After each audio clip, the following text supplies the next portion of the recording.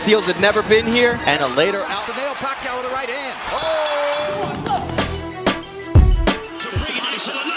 Seconds left.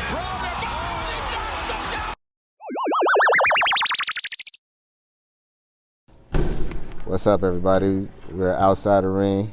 Episode number is 5. We're with Danielle Long. How you doing today, Danielle Long? Good, chilling. You got a nickname you go by? Termite. Termite. Why they call you Termite? I don't know, boy. It's just a Rashid Warren gave me that name when I was younger, and it just stuck. So how long you been knowing Rashid Warren? I've been knowing Rashid since I was about like 9, 8, or some shit like that. Y'all about the same age? Or are you a little older than you? He's some years older than me. So how long you been boxing? I've been boxing, boy, since I came out the womb, for real. My daddy used to box and stuff. What's your daddy name? Sonny Long. So your daddy was a professional boxer or just an amateur boxer? He was both, but like he really was better in amateur than pro. Yeah, I think I heard about him. He was Aaron Pryor's sparring partner, wasn't he? Yeah. So you probably know a lot of stories about Aaron Pryor. Yeah. That's what's up. So are you signed? Yeah. I about to sign with About Billions, promotional company. ADRIEN BRONER promotion? Yeah. That's what's up. How did you get signed with him? What made him pick you out of everybody to be like, I need you on my stable? Me, Quay Sean Toller, Desmond Jarman, we signed with him. Destiny from Chicago signed with him. So out of all them fighters, what makes you think he chose you to be like, yeah, we need to add him to the team? They been knew I was a dog. They just probably seen that shit. Yeah, I'm an animal. So what's your relationship with ADRIEN BRONER? That's my big brother.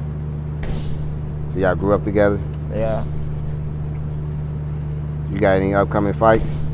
Yeah, I'm looking forward to fighting at the end of May. So you in training camp right now then, huh? Yeah. So how your weight looking? I'm probably like 130, 135. What weight class you fighting at? I'm gonna fight 126, and then I'm probably go down to 122. You ready for the big dogs up at 126? That's where Stephen Fulton at.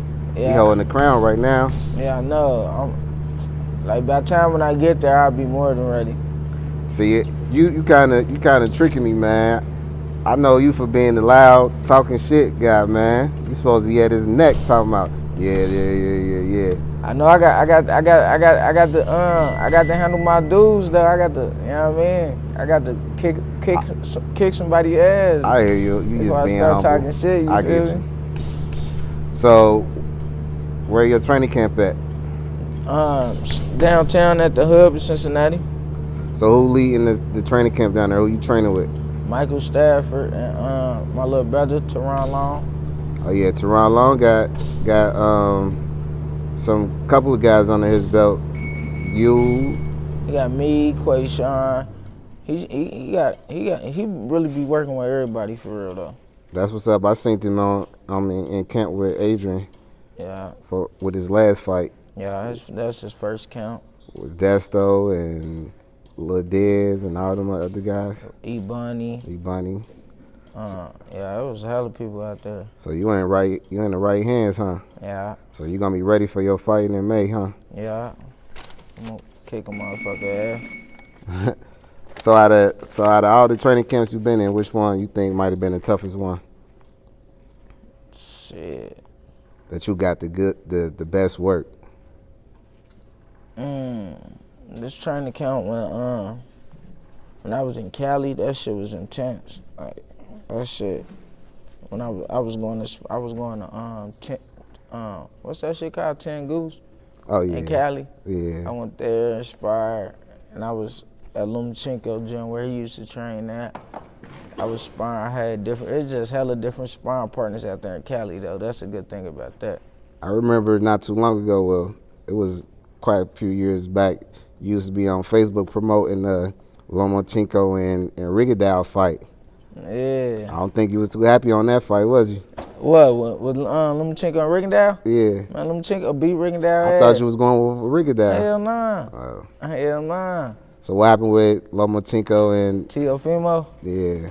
I was hurt off that fight right there. So you think Tank ready for Teo? Yeah, I think Tank ready for all of them. You should know because you got in the ring with him. Yeah. Can you tell us the story about that and how that transpired? Well, I've been in the ring with him a few times though. Oh. He was like 16 or 17 years old. He came to Cincinnati.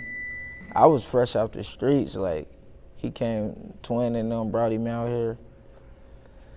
So Mike, I walk in the gym. This was like my first day back training. I walk in the gym, Coach Mike like, you spar? I said, yeah, I spar. So Nuke come up like, that's Rashid Warren. Rashid come up like, shit, you sparring with me and bruh, like right over there. So I seen him. I don't even know who he is at the time. I seen him. I said, shit, that's cool. Like I see he about my size, same height and everything. Like, so Nuke like, shit, he kinda live too. I'm like, shit, nigga, I'm live. Like, so boom. I get in there with him, boy, that motherfucker start dancing to the music, bopping. So we swing, I got tired, that motherfucker start fucking me up. And I always had a little animosity. Yeah. You needed your get back, son. Yeah. Cause I seen a video online. I was arguing in a club or something, and you tell him to glove up. Yeah, no, that was at the gym and shit. You talking about out there in Vegas when Twin Vegas. fighting Pacquiao? Yeah. Yeah, we sparred out there too. Yeah, cause we seen the beginning of the argument, then we seen the ending of the sparring session. Your face was kind of red, man. Nah, hell man. Nah, he hit me with some shit though. That motherfucker hit hard. He hit harder than anybody I ever been in the ring with. Even harder than Lil Nuke. Man, he hit harder than anybody I ever been in the ring with. Anybody I ever been punched by, he hit harder than on the street. So Tank the real deal? Yeah, definitely is. So you think he gonna beat this little case he got going on? Cause I'm hoping he do because I hope he do. I don't see him doing no jail time or nothing. Yeah, that's gonna be terrible for the sport and for him and his family. Yeah, it is. Hold your head up, Tank. Hell yeah. So you think 126 is the home you gonna get your first title, or you gonna move up or move down? I'm gonna move down to 122. 122. I'm not familiar with that weight class, but me either, for real. I just feel like I'd be more stronger and shit. You gonna bully them guys down there? Be able to bully them. So can I ask you a couple of questions about upcoming events and upcoming fights that's going on today? Yeah. Like let's start with the famous Terrence Crawford and Errol Spence debate. What you think about the 60-40 split? Who's 60-40? They get 60 60 Spence and 40 to Nah, that's 50-50, boy, right there. But what makes you think it's 50-50? A lot of people say it should be 60-40 because Errol Spence he got the most belt, he bring the most fans to the shows, and he did pay-per-view, he sell out. Both of them exciting, man. They both of them is two exciting fighters, and they both bring that dog out, they both got that dog in them. If you was Bud, would you take the 60-40 split? Man, hell yeah, if I feel like I beat him.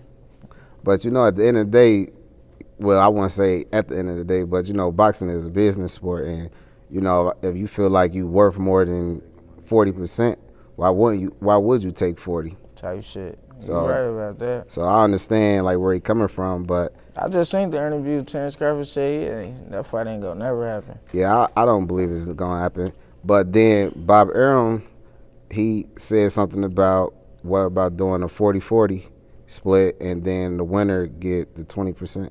Oh yeah, that'd be cool right there. Yeah, I think that'd be even better. But so another thing going on. What about Anthony Joshua versus Tyson Fury? I'm going with Tyson Fury. Why Tyson Fury? I think Tyson Fury cold for real. Yeah, I think he a better boxer than. He a way better boxer than people think. Boy, that Yeah. motherfucker move. Everybody keeps saying he was cheating with the gloves against Deontay Wilder. I just think he just beat the shit out of him. Everybody just trying to find an excuse why.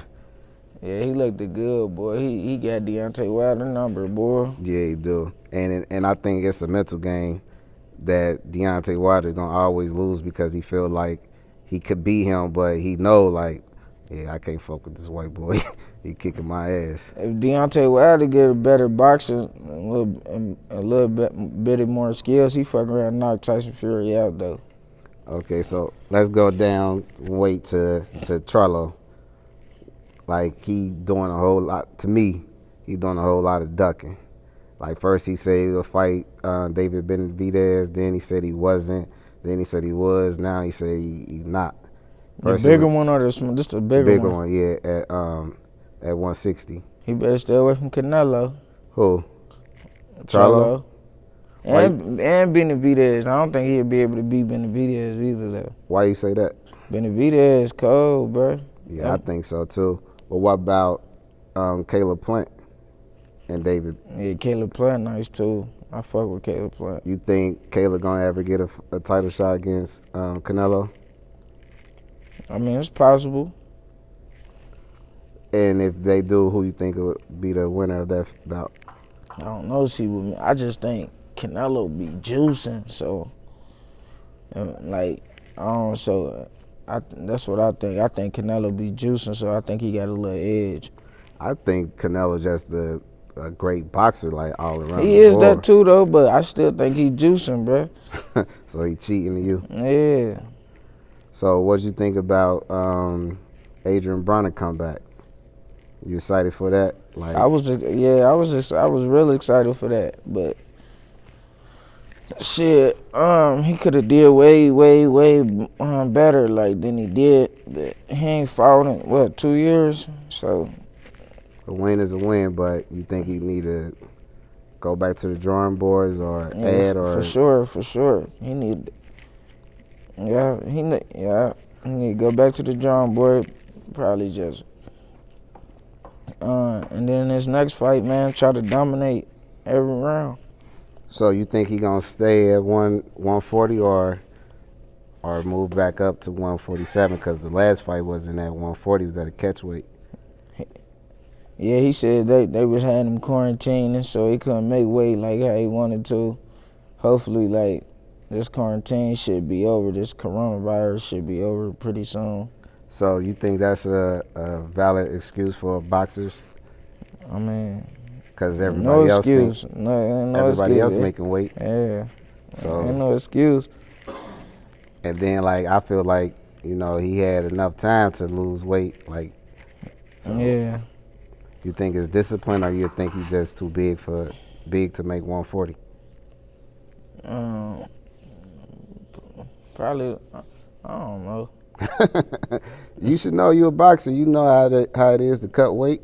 Remember me and you had to cut weight our last fight. Yeah. Did you make weight? Yeah, I made weight, motherfucker. I fought, motherfucker, so I made weight. Yeah, so I don't know, man. It could be the discipline. So that's part of the going back to the drawing board. Yeah, or he probably just too big. I don't know. It could be either one. True. So you think he gonna get another title shot at 140? It depends on how his next performances is. Like, he can, though. Hopefully his next fight, he gonna get some fans in them seats, because I think he warmed up a little too late, and I think the fans, play a major part in that. Like, because, he had a lot of ring rust. Yeah. And you could see it, like, coming from a boxer's He said he point of view. ain't warm up to, like, the 8th down in the 7th round. Boy. And that's when, to me personally, I fight think that's was when over. he took. You said it. I ain't say it. You said it. So, I also felt like, that's when he started going back to the normal AB that we used to see him. But yeah, he was more active towards the later round. And I think that's why a lot of fans, say that he lost. because I think he, like you said, he dominated the 7th, probably to like the 11th. I think he might have lost the 11th round. Yeah, I thought it was like I watched it. I had to watch it twice. I think he won though. Yeah, I watched it a few times, and it could, like, with these judges, like, I could see how they had him winning, but And then the commentators would throw you off too, so you damn near gotta got to watch it silent. silent. Yeah. Like, cause the commentators would throw you out because they just bashing him the whole fight. Like, the whole fight, the only motherfucker that was like giving him the benefit of the doubt is Abner Morez. Yeah, so with the judges, I mean, the commentators saying all this and that, do you think his next fight he understand, like, everybody rooting against me, so I gotta put on a solid performance to where can't nobody judge it but to say I won? Because most of the city in Cincinnati, all of them say he lost. Yeah. Almost 80%. He should be thinking like that though, but I think he been thinking like that. Like I don't know what it's gonna take for him to just finally just go in there and just Get back to kicking ass. Yeah. Some, they say he went through, well, he suffered from depression and anxiety, and like I myself suffer from anxiety, and that could kick your ass. Like, it's a mental thing to where something in you be like, wait, I can't do it like this, I'm gonna have to move like that. And you could see that with AB, because like the first round of that fight, he was so fucking trigger shot, like he holding his punches, like, I'm thinking like why he ain't shooting it, but he just couldn't pull the trigger for some apparent reason. And then when I thought about it, like, yeah, his anxiety kicking his ass, he's got to overcome that problem. I think that's when we're going to see the old AB back.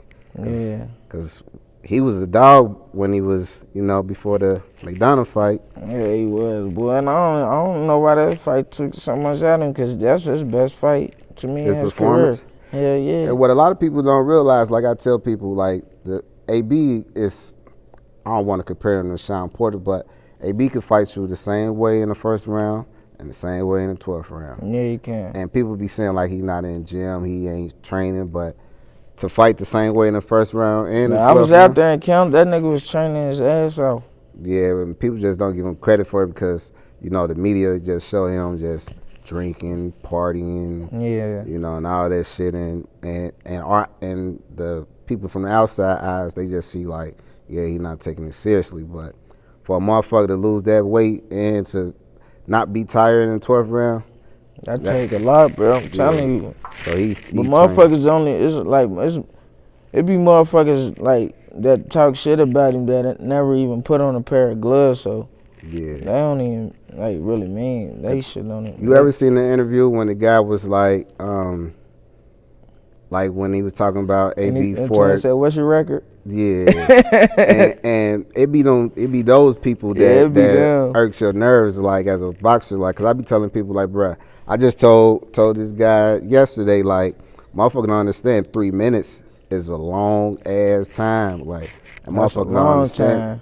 And people be thinking like, get your ass in there for 2 minutes, and they can't do that, and they judging the guy who could go in there for 36 minutes. Like, you see when Pedro was throwing them fights over there, bro, them motherfuckers was getting tired in 1 minute. They was fighting 1 minute rounds. And be dead, throwing up out, like motherfucker. Like, people just don't understand this is a hard sport. Yeah. And it takes a lot for a motherfucker to get in there day in and day out and could do 12 rounds. So motherfucker got to give AB his credit when it's due, because they say he's not in shape, he's not training, he's not ready, he was definitely in shape.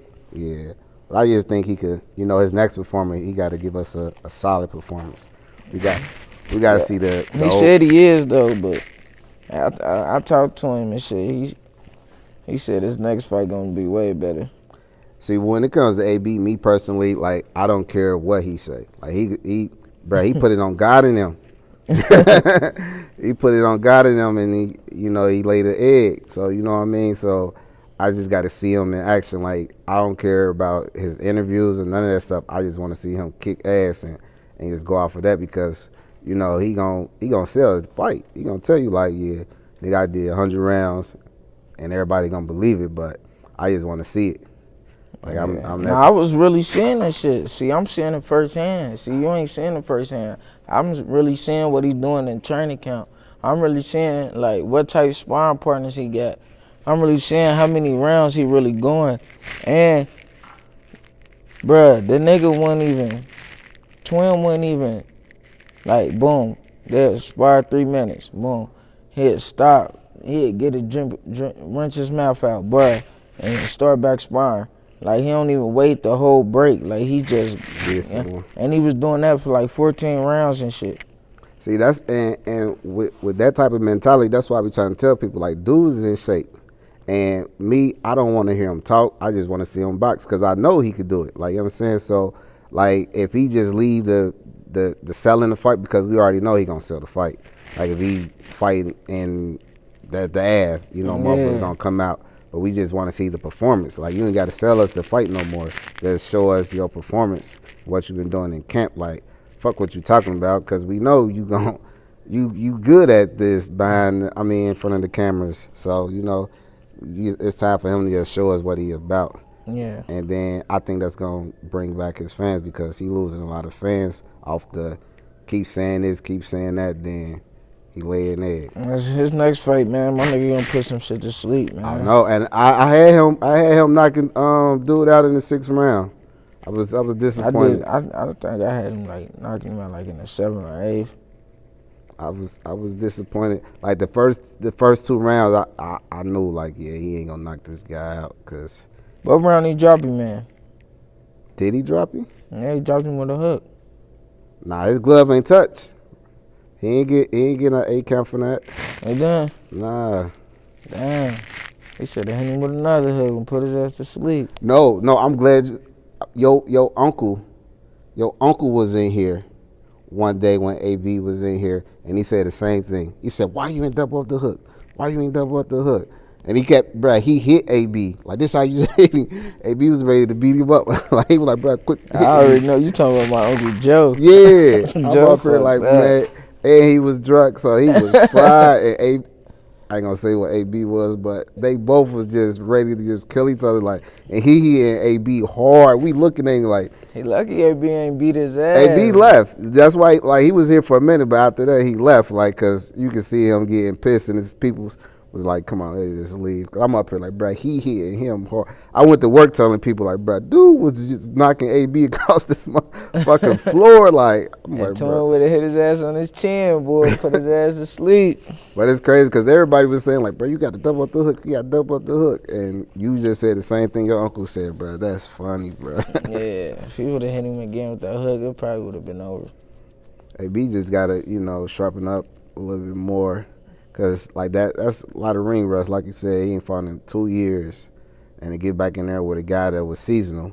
Because I think dude just fought not too long ago, I think. Yeah. So, he was ready, but AB was still getting a little ring rust knocked off of him. So, like you said, his next performance, I got him going for a knockout because he know he got to. Yeah, man, I believe in my nigga, man. My nigga gonna bounce all the way back, man. He gonna get that 5th world title, man. The 5th world title? Yeah, I think at 140, I think he could do it because them guys, they look. Well, Josh Taylor, I think he the real deal. I think that's gonna be a good fight too.